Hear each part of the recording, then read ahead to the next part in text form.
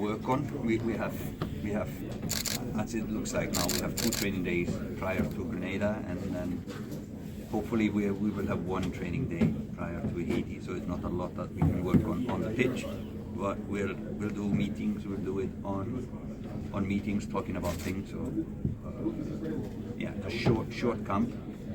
But for sure, we need to improve things from the Haiti game, especially in transition. So we need to be more balanced when we lose possession, and we need to avoid the individual mistakes that we did in that game.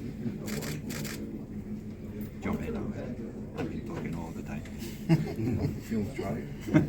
And Coach Moran, any idea of the makeup of the Grenada team? We mentioned the coach, but in terms of players and quality, what can we expect from them? Based on what we are scouting, I think it's going to be the same team from they've been, bouncing around from Gold Cup up to now. It's a quality team. The games, as one of the reporters said, the games are always close. It's never really a walk through the last. And this is one of the smaller countries that have basically beat us in the past. So we have to remember what that.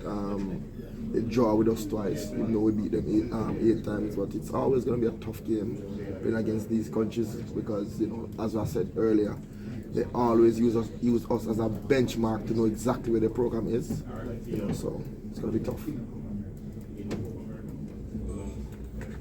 More to talk to me again. More you tell me about Michael Hector, coach, and also explain to me a little about Pinnacle. You say something like he's not gonna be in the camp, but he's gonna play.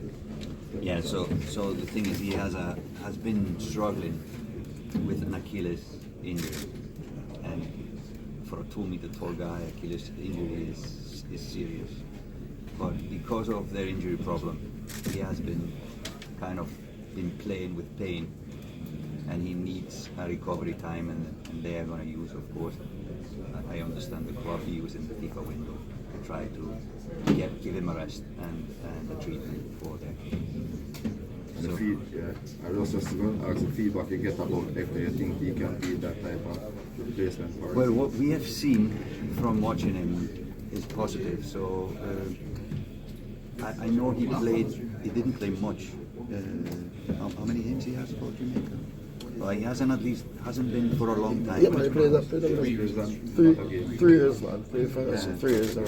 So it's been probably more than a year, or 1.5 years or 2 years since he played last time. So, but he's been playing well, and I want to see him play. I want to see him play for us. I like to know him as a person, and he can help us in the now.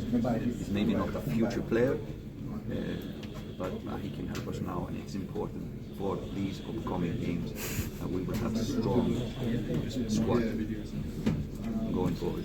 I could disagree with them leaving out Mr. Yeah. I pose a question. And I respect all those opinions. But yeah, maybe his time will come for sure. All right, Coach. One of the main questions that we saw online from the fans is the omission of Omari again. The fans are a bit concerned about his situation right now. So, any clarification to the fans to say that, hey, don't worry about Omari when the time is right? Anything that can be said to kind of put their mind at ease? No, it's his decision not to be with us. So it's his decision not to commit yet to Jamaica. But we are in dialogue with him. So it's not anything that he is not coming. He's just not ready for the senior national team yet, he says, and we respect that. It's his decision, but we are honest about it. So it's